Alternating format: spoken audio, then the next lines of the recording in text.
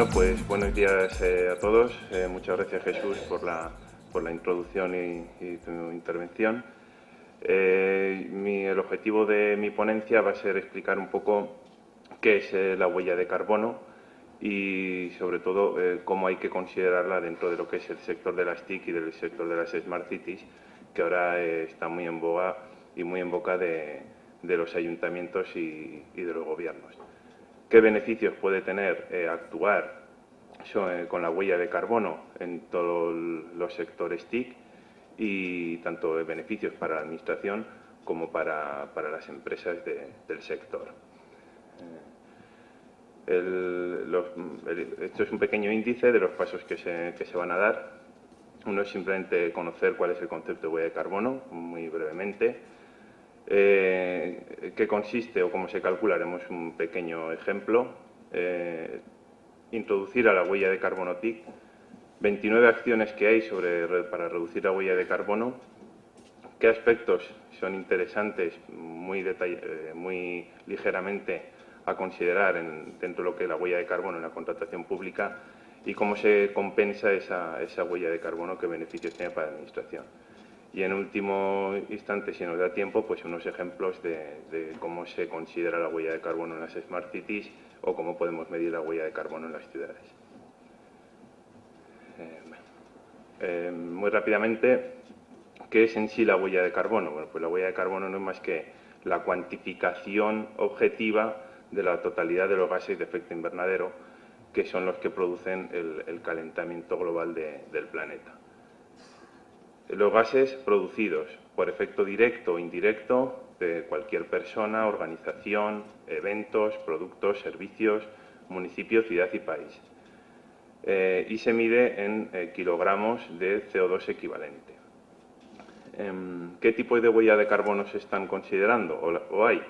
Está la huella de carbono de una organización, de una entidad municipal, de una diputación y que mide la totalidad de gases de efecto invernadero por efecto directo e indirecto provenientes del desarrollo de la actividad de dicha organización. Y luego está la huella de carbono de producto, y aquí tiene que ver de cualquier elemento o dispositivo que nosotros fabriquemos, pues tiene un ciclo de vida y en todo ese ciclo de vida hay una huella de carbono, hay unas emisiones contaminantes, desde la propia extracción de las materias primas hasta su procesado, fabricación, distribución, su venta y luego la distribución. Y en el sector de las TIC, como veremos más adelante, también es el uso de las tecnologías, el uso de un blog, el uso de una página web.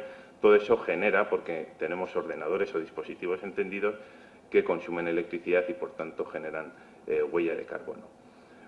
Luego se están introduciendo ya en un ámbito más global otros tipos de huella de carbono, que son las que tienen que ver con eventos como este.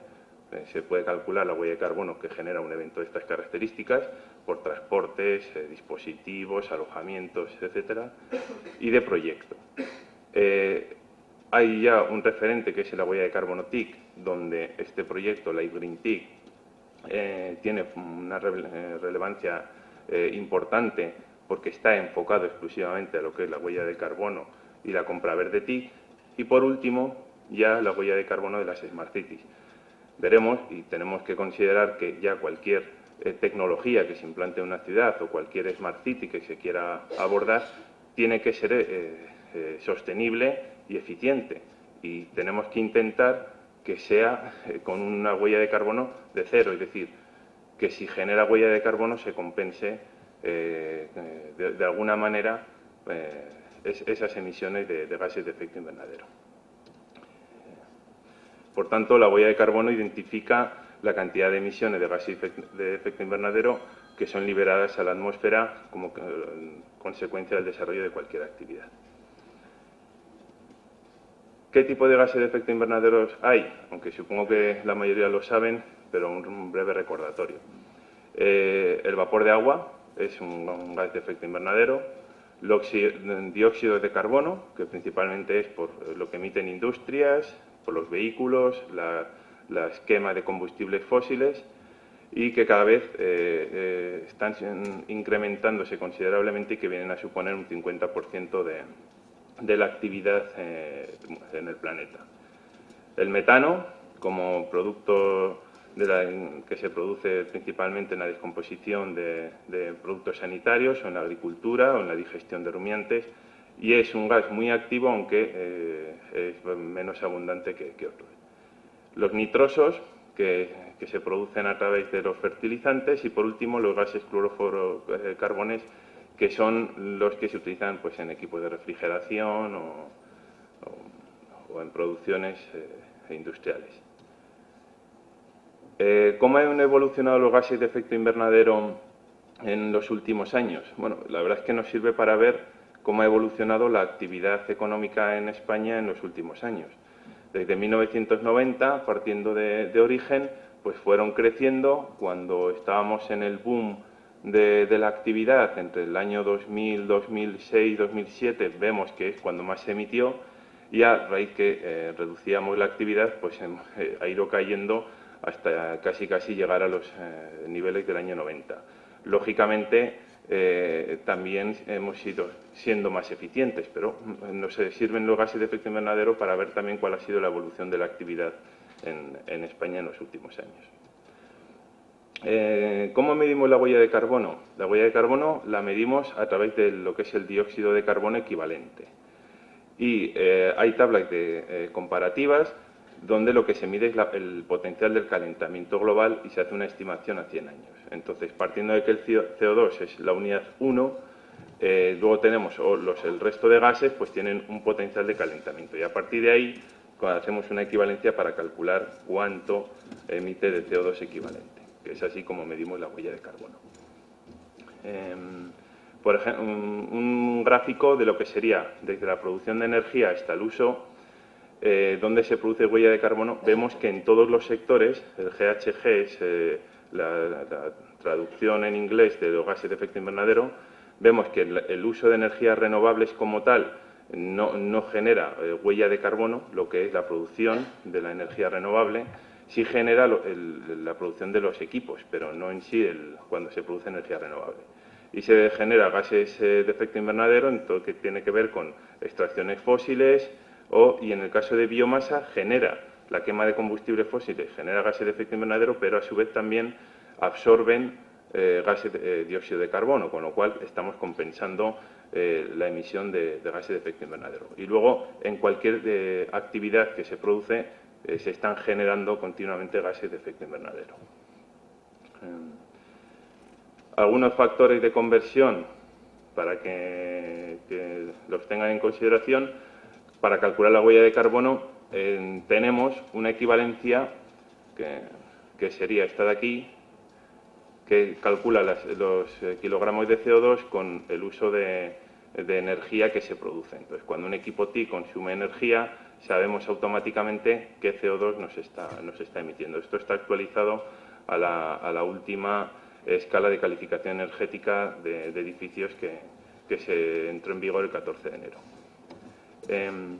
Debemos considerar que dentro del ciclo de vida de un producto o de una organización, la huella de carbono, que mide el calentamiento global, es solo una parte. Luego están los consumos de recursos energéticos, la reducción de la capa de ozono, la acidificación, el consumo de materias primas y demás que tienen que ver en el análisis de ciclo de vida de un producto o de una organización. ¿Qué legislación hay actualmente sobre huella de carbono? Están las directivas del Parlamento Europeo y hay la última directiva que se aprobó el viernes pasado, el 12 de febrero, europea, que tiene que ver sobre eficiencia energética, auditorías energéticas, que es el Real Decreto 56/2016, que actúa ya también sobre la huella de carbono. Está el Real Decreto, que entraremos con bastante detalle, en el 163/2014, que es el registro de huella de carbono que creó el Ministerio de Agricultura y Medio Ambiente, junto con el registro de compensación y proyecto de absorción de dióxido de carbono. Y esto tenemos que tenerlo muy en cuenta porque, insisto, si nosotros seguimos generando CO2 pero seguimos sin compensar, pues lógicamente vamos a influir notablemente en el calentamiento global del planeta. El registro de huella de carbono, como he comentado, se crea por el Real Decreto 163, cuyo responsable es el Ministerio de Agricultura. Y hay un dato relevante para que sepan ustedes: en huellas de carbono que hay inscritas actualmente a fecha de 29 de enero de este año. Solo hay 335 huellas de carbono inscritas y 232 organizaciones. Y la huella de carbono pues mide absolutamente todo. O sea, insisto, empresas, productos, eventos, organizaciones, todo. Solo hay 335 huellas de carbono inscritas y 232 organizaciones. Y en el tema de ayuntamientos, quiero hacer hincapié de que los edificios, se han hecho unas mediciones en edificios de administración pública y los que hay inscritos son estos. Hoy estamos en Valladolid, Valladolid no es uno de los que está inscrito, con lo cual debería considerar el cálculo de lo que es la huella de carbono. Cálculo. ¿Cómo calculamos la huella de carbono? Muy básicamente, huella de carbono es el dato de la actividad por un factor de emisión, que son factores de mediciones que al final nos dan cuál es la equivalencia de lo que es el CO2. Y el dato de actividad es el parámetro de lo que consumimos, o kilovatio hora de electricidad, kilovatio hora de gas, etcétera. Y el factor de emisión. Y al final, un ejemplo pues sería, en el caso del transporte, la huella de carbono serían los litros de combustible consumido por un factor de emisión y en el ordenador los kilovatios hora por un factor de emisión. Y se mide CO2 equivalente en el primero por litro, en el segundo por kilovatio hora. ¿Qué metodologías tenemos para calcular la huella de carbono? En general está el protocolo de gases de efecto invernadero y luego las normativas ISO para el cálculo, la ISO 14064 o la ISO 14069. Eso a nivel de organización. A nivel de producto tenemos el PAS 2050 y como evento proyecto pues se están introduciendo ya la ISO 14064 en lo que es el grupo 2 y también el protocolo de los gases de efecto invernadero. Por último, hay una norma internacional aprobada por el Consejo de Normas Internacionales que habla sobre el aseguramiento de los informes de los gases de efecto invernadero, para asegurarnos de que los informes que hacemos, pues, lógicamente, son fiables. Algunas tablas para ver cuáles son los gases y cuál es el equivalente en toneladas de CO2. Me remito al gas, al 410A, que es el más común en máquinas frigoríficas, o el 407, pues como veis, el parámetro es importante, 2088 kilogramos de CO2 respecto como unidad, pues es un parámetro muy alto. ¿Cómo se calculan los factores de emisión? Pues en función de la actividad se revisan anualmente y tenemos tanto de vehículos como equipo de combustión o en equipos TIC, pues vamos calculando los factores de emisión, que al final es el factor que multiplica nuestro consumo. Es decir, si nosotros consumimos unos kilovatios hora, pues por nuestro factor de emisión sabremos cuál es el kilogramo equivalente de CO2. Una manera de calcularlo y saber cuánto es mi huella de carbono es con la factura eléctrica. Todas las comercializadoras tienen lo que llaman el sistema de garantía de origen y etiquetado de la electricidad. Es decir, tienen que decirnos cuál es la huella de carbono de la electricidad que nos están vendiendo. Y todas, y esto hay un registro donde nos dicen cuál es su tonelada de CO2 por kilovatio hora. Con lo cual, cuando vayamos a calcular la huella de carbono, tenemos que saber primero con qué comercializadora estamos comprando electricidad, a quién, y ese será nuestro factor de emisión a la hora de calcular la huella de CO2. No es un dato genérico, sino que cada uno tenemos nuestra propia factor de emisión. Hay algunas comercializadoras, que son las 5 grandes, que no tienen un sistema de garantía de origen del etiquetado y entonces dan una huella de carbono estimada, pero en general todas las comercializadoras la dan, aunque casualmente Endesa o Iberdrola, E.ON y EDP y Gas Natural pues no tienen un sistema de garantía de origen de electricidad, con lo cual no sabemos muy bien cuál es la huella de carbono que las mismas emiten. Un ejemplo de las comercializadoras puede ser ¿no? Cuando muchas veces sabemos, influye mucho en si tenemos la electricidad más cara o más barata.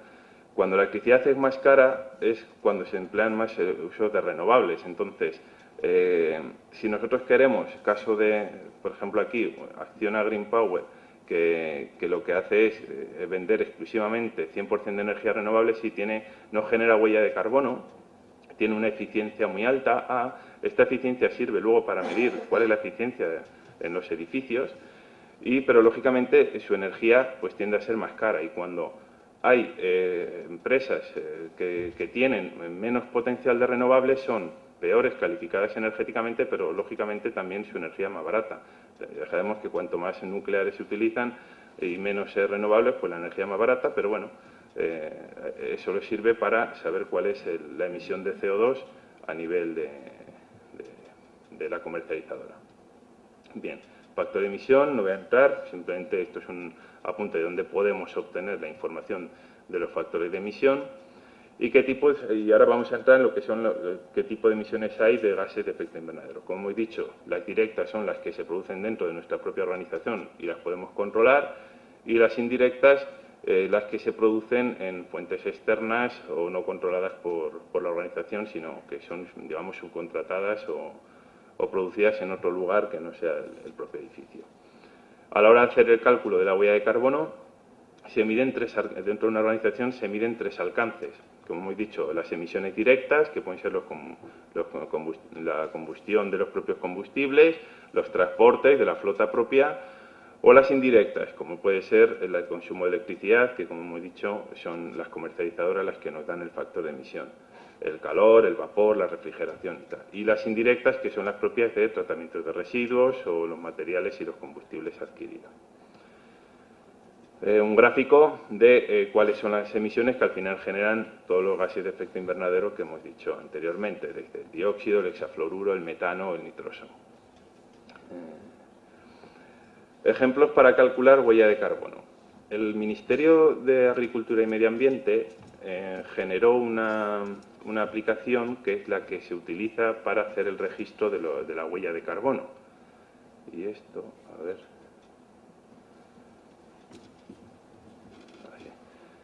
Entonces, hay una huella de carbono que podemos utilizar, hay una herramienta que es del Ministerio, nosotros la tenemos adaptada, pero esta misma herramienta se puede utilizar en cualquier ayuntamiento o incluso en empresas. Hay otra herramienta específica de organizaciones para hacer la huella de carbono y registrarla. Y tenemos diferentes pestañas sobre la que hacer el cálculo. Entonces, yendo con un ejemplo en concreto, esto me va a tocar un poco las narices. Un ejemplo en concreto, pues bueno, ya que estamos en Valladolid, nosotros partimos de un año de cálculo, tiene que ser un año antes, donde tengamos datos. Pues, por ejemplo, en 2014 ya hacemos municipio Valladolid, con una superficie que tiene de 197 kilómetros cuadrados aproximadamente y 303.905 habitantes a ese año. En esta herramienta hay que meter todo lo que tiene que ver con instalaciones fijas. Esto es solo un ejemplo, no es lógicamente ningún cálculo, pero nosotros vamos metiendo todo lo que todas las instalaciones fijas a nivel de combustibles fósiles, porque aquí luego habrá que meter todos los equipos TIC, servidores y demás, a la hora de calcular la huella de carbono. Se mete en los datos también de climatización, pues con los gases que se consumen, todo lo que tiene que ver con el transporte. Nosotros podemos calcular la huella que tenga que ver con el transporte de electricidad, donde evidentemente aquí lo podemos ver desde el cálculo que tengamos del consumo de las diferentes facturas que un ayuntamiento tenga. Nosotros podemos meter esa energía en consumo en kilovatios hora por el factor de emisión. Y este factor de emisión, ¿vale?, en la propia herramienta, está esto deshabilitado y no me deja. Te da en función de si queremos el kilovatio hora y te dice qué tipo de comercializadora. Entonces eliges la comercializadora y te saca aquellas tablas de factor de emisión que hemos visto y sabemos automáticamente cuál es. Se puede modificar con la que tengamos en la factura. Luego, todo lo que tiene que ver con instalaciones de energías renovables. Si tenemos energías renovables, esto compensa CO2 y por eso las emisiones pues viene a cero. Y al final obtenemos unos resultados que es lo que nos da la huella de carbono de todo un ayuntamiento. Esto lo podemos hacer exclusivamente para lo que tiene que ver con todas las TIC o Smart Cities o todos los equipos, absolutamente para saber qué huella de carbono se genera. Luego hay otras calculadoras, por ejemplo, como la que saca el Gobierno vasco a través de IJOVE, que calcula los factores de emisión. No voy a entrar para no extenderme mucho. Y hay una herramienta, por ejemplo, de utilidad que está bien conocer para equipos TIC, que puede ser, por ejemplo, esta de aquí. Desde compras ecorresponsables, de lo que tiene que ver con los registros de los aparatos eléctricos y electrónicos, todo lo que tenga que ver, por ejemplo, con virtualización de servidores y computadores, la contabilidad del carbono en sí, la telepresencia, el teletrabajo, la teleasistencia, la movilidad sostenible, las impresiones. El tema de las impresiones generan una cantidad de huella de carbono impresionante. Y luego veremos un ejemplo de hacer una centralización de los servicios de impresión de manera eficiente, ya no solo para ahorrar tóner, sino para encima ahorrar energía y papel. Todo lo que tiene que ver con el cloud computing, el Internet of Things o comúnmente conocido las Smart Cities, la telemedicina, las Smart Grid, todas las redes inteligentes, el carpooling o el car sharing, o sea, un montón que tiene que ver con equipos de tecnología TIC. Hay dos ciclos de vida, uno que tiene que ver con el software también está generando huella de carbono y emisiones desde el análisis, el propio diseño, codificación, porque cualquier equipo conectado evidentemente consume. Y luego un ciclo de vida en los recursos de una instalación, aunque aquí no voy a entrar en detalle porque hay otros ponentes mucho más especializados que nosotros, pero simplemente dentro del análisis de ciclo de vida de un recurso de telecomunicaciones, pues está desde hay una adquisición o una utilización y la memoria de esos recursos de las instalaciones de telecomunicaciones. Algunos ejemplos dentro del proyecto de Live Green TIC que se han hecho como consumos y buenas prácticas en equipos TIC. Para un dato que ha comentado antes Jesús, un ordenador puede consumir en 50 vatios en un modo inactivo, en modo sleep, y sin embargo en reposo 2 vatios. Entonces, en función de cómo configuremos, ya veis que hay un ahorro de un 98% ahí de cómo se configure el equipo. No es lo mismo, no ya en activo, sino ya en formato inactivo, y decir, dejo el equipo en reposo o lo dejo sin uso. Eso es importante y habría que establecer tecnologías y programaciones en los equipos para que pasasen a los diferentes modos.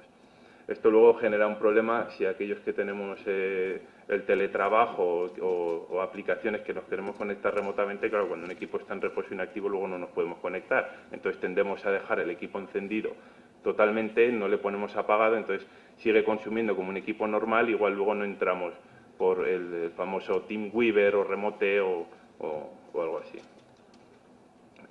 Unos datos de lo que genera la huella ambiental en Internet y el crecimiento que está teniendo la web, ¿no? Pues el 40% de la población mundial hoy en día tiene acceso a Internet y cerca del 90% con acceso de aquí al 2035 lo tendrá.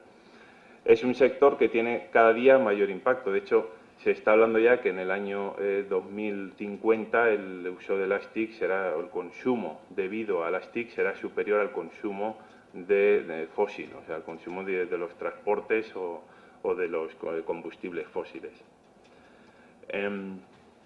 Y cada año, pues, un internauta pues, produce aproximadamente el doble de su energía a la hora de navegación en Internet. ¿Qué sucede en Internet en 60 segundos? Para hacernos una idea, podemos ver, aquí tenéis una aplicación donde en un minuto se vienen a generar como 1,5 gigabytes de datos de telecomunicaciones de IP transmitidos. Del 2012 al 2017 se estima que se multiplicarán por 13 el tráfico debido a móviles. Solo en 5 años se multiplicará por 13 el uso de móviles. Y en dispositivos conectados se multiplicará por 3 de aquí al 2017. Solo en el 2013 se ha movido un total a nivel mundial de 4 zettabytes, que para entendernos viene a ser como 10 a la 12 veces gigabytes de información. Bueno, como no tengo mucho tiempo, aquí tenía unos vídeos, pero como Jesús ya lo ha explicado antes, no voy a entrar en detalle. ¿Cómo podemos reducir la huella de carbono digital en 29 acciones? Bueno, hay una infografía que está generada por la DEME, que es un grupo francés, que establece para reducir la huella de carbono digital 29 acciones. Y lo divide en 5 grupos, a nivel de centro de datos, del entorno del usuario de trabajo, de la gestión de los residuos, en redes de comunicaciones y servicios y en la gestión y sensibilización. A nivel de centro de datos, ¿cómo podemos reducir esa huella de carbono? Ajustes en la producción de discos duros y reducimos tanto el consumo de energía como el número de dispositivos. La desinstalación de infraestructuras de telecomunicaciones en lugares de alojamiento. Cada uno tenemos en nuestro edificio un centro de datos o una serie de servidores, cuando lo mejor sería tener un único centro de datos para todo el municipio, para toda una diputación, y todos conectarnos a ese centro de datos vía remota, que no tener uno en cada edificio, con lo cual ahí ahorramos energía y gases de efecto invernadero. Realizar un inventario de todos los equipos TIC. Habría que tener un inventario y saber lo que consume cada equipo TIC. Mejorar el emplazamiento de las salas de lo que tiene que ver con las tecnologías de la información. Establecer sistemas de enfriamiento libre, que es aprovechar el aire natural a la hora de enfriar las salas de servidores. Seleccionar proveedores de electricidad verde. Nosotros podemos exigir que a las empresas que nos suministran electricidad que sea 100% verde, y nos lo tienen que certificar. Pedir a los suministradores esos informes de gases de efecto invernadero para saber efectivamente que nos están suministrando energía libre, y pedir a todos los proveedores lo que tiene que ver la declaración ambiental de productos de todos los equipos comprados. A nivel de eso, dentro del centro de datos está ya volcado a lo que tiene que ver la computación en la nube, o sea, ir a sistemas en la nube, no ir a equipos físicos o servidores que consumen, sino trabajar más en la nube, no con escritorios remotos o virtuales. A nivel del ambiente de trabajo en un usuario, dentro de las 29 acciones que hay para reducir la huella de carbono digital, está elegir equipos y dispositivos con las ecoetiquetas 80 Plus y Energy Star, que luego va a haber más ponentes que van a hablar específicamente de ese tema, tanto para los ordenadores como las impresoras, los smartphones, pantallas, tablets, cualquier dispositivo. Se estima que la reducción de equipos eficientes supone entre el 20 y el 50% del consumo eléctrico en comparación con dispositivos estándar. Con lo cual, si somos capaces de ahorrar hasta un 50% por elegir un equipo a otro, y no es el doble de caro, pues eso hay que verlo, porque además se amortizan. Habilitar opciones de ahorro de energía en el sistema operativo del ordenador reduce entre un 20 y un 50% el consumo de energía. Poner en modo de espera y apagar los PCs viene a reducir hasta un 60% el consumo de energía. Negociar garantías de los fabricantes de la disponibilidad del componente de reemplazo, porque esto es un punto que hay que considerar. Los equipos tendemos a, una vez que parece que se quedan antiguos, los echamos, pues igual hay que reutilizarlos para emitir menos huella de carbono. Y luego pues hay otros ponentes que van a hablar exclusivamente de ese tema, con lo cual se entrará más en detalle. Y lo que decíamos antes de virtualizar las estaciones de trabajo mediante servidores remotos. Además de esto, aumentamos la vida útil de los equipos mucho más trabajando en remoto, y reducimos un 50% el consumo eléctrico frente a estaciones de trabajo estándar. Al hacer la compra de equipamiento con diseño ecológico en espacios de trabajo, etiquetas EPAT y Ecolabel, pantallas Energy Star, impresoras que sean Energy Star o Blue Angel, y los consumibles igual. Conseguimos lo que se llaman los ahorros de energía gris. Otra acción que reduce la huella de carbono digital está en limitar las necesidades de las fuentes de software. Tenemos que saber qué software necesitamos para nuestro equipo, no empezar a cargar sistemas operativos sin que al final lo que nos hacen es consumir recursos y energía eléctrica dentro del sistema operativo. Implementar estrategias de impresión centralizada, reemplazar lo que son las impresoras individuales por otras multifunción, reduce aproximadamente entre un 20 y un 30% los volúmenes de impresión. y configurar la impresora en modo económico por defecto. Y eso nos va a generar un ahorro en consumos tanto de tóner como de papel.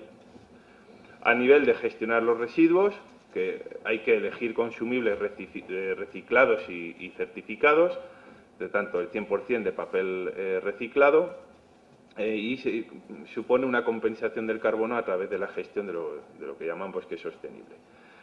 Recoger los consumibles de impresión, eso supone reciclar absolutamente todos los consumibles de impresión, y la compra de equipamiento reacondicionado, que es por una organización certificada, que eso reduce también las emisiones de CO2, que luego más adelante otros ponentes explicarán con más detalle. A nivel de redes de comunicaciones y servicios, pues reducir el consumo de energía de las infraestructuras de telecomunicaciones, evidentemente, que es un diseño de material respetuoso y poner en modos de espera. Reutilizar y reciclar teléfonos móviles y usados, no renovar automáticamente los dispositivos, hacer una reutilización de accesorios. Tendemos, insisto, en cuanto creemos que esto no funciona bien o está un poco obsoleto, a cambiarlo. Crear un cargador universal de teléfono móvil para reducir la energía gris y mostrar el rendimiento medioambiental de lo que es el teléfono móvil. Eso atrae además a los consumidores a conocer el coste medioambiental. Y a nivel de gestión y sensibilización, pues integrar un enfoque dentro de lo que es las tecnologías de la información verde en la estrategia corporativa de una organización, de una administración sobre los gases de efecto invernadero. Integrar y aumentar los agentes en la industria digital con prácticas sostenibles. Procesos de adjudicación de usuarios de tecnología de la información que sean respetuosos con el medio ambiente. O sea, dentro de las compras que ya se hagan o las contrataciones debemos solicitar a las empresas que nos digan cuál es su consumo de huella de carbono para que sea lo más eficiente posible. E integrar las políticas dentro de compra verde en toda la relación que se tengan con los proveedores, exigirles que sean lo más eficientes posibles para reducir lo que es la huella de carbono. ¿Qué consideramos como aspectos dentro de la contratación pública respecto a la huella de carbono? Nosotros entendemos, como dentro de nuestra organización, que las administraciones públicas deberían tener estos aspectos a la hora de hacer sus licitaciones con respecto a la huella de carbono. Que todos los licitadores incorporen en su oferta el cálculo de la huella de carbono de todo el ciclo de vida de contrato. O sea, cuando me van a vender un equipo, de la huella de carbono a la hora incluso de preparar la licitación, como a la hora de cuánto va a ser el producto, la vida útil del producto, es decir, cuánto CO2 me va a generar mi organización y mi equipo durante todo el ciclo de vida de contrato. ¿Qué puede ser objeto de valoración? Productos, servicios, eventos, reuniones, todo lo que tenga que ver con ese contrato.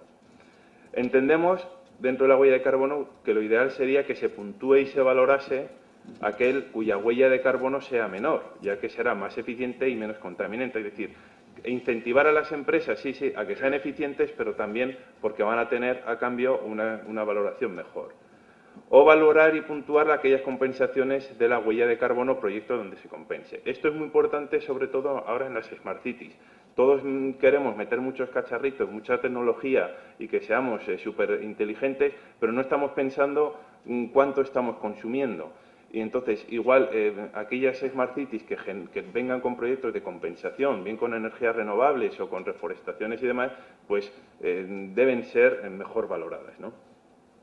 Y por eso entendemos que se debe introducir en la actividad y en las organizaciones ya el concepto de huella de carbono. Como he dicho, el registro solo dice 232 organizaciones. En España hay más de 50.000. ¿Qué beneficios tiene la compensación del CO2 para la administración o cómo se compensa? Ya estamos ya... Vale, entonces, se pueden compensar nuestra huella de carbono adquiriendo proyectos de compensación o de absorción del CO2. Y para ello existen los bonos de carbono, que es un mecanismo internacional de descontaminación. Y un bono de carbono representa el derecho a contaminar emitiendo 1 tonelada de dióxido de carbono. Y esto está amparado por la legislación europea.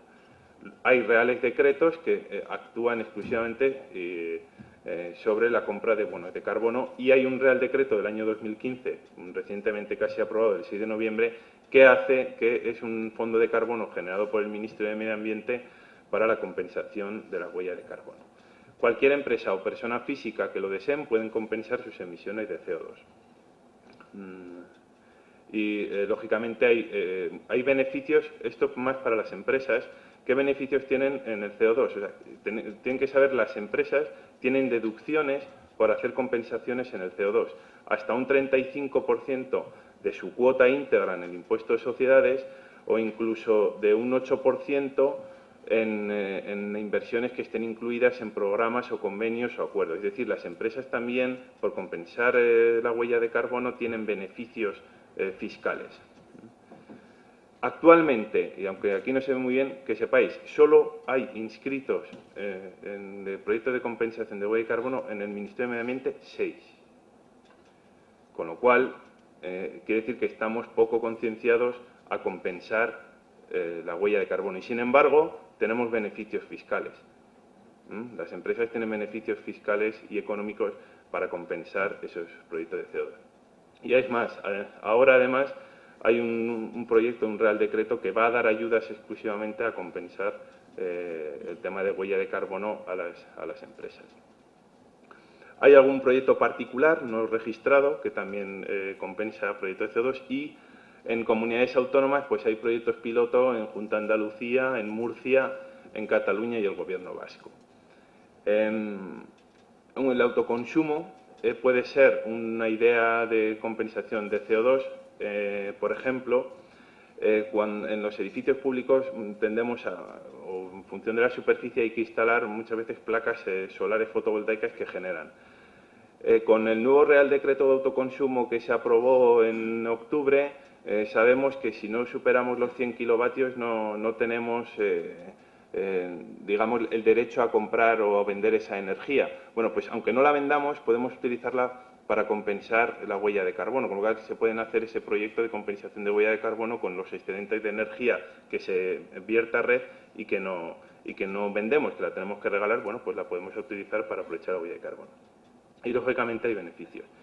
Y como lo otro era un ejemplo, dentro de lo que son una plataforma de Smart City que sea eficiente con el medio ambiente y calcula la huella de carbono, o tecnologías para medir la huella de carbono en las ciudades, bueno, pues esto son ejemplos. Entonces, como me he excedido de tiempo, creo, pues no voy a entrar en detalles. Si alguno tiene interés en verlo, pues yo gustosamente se lo presentaré.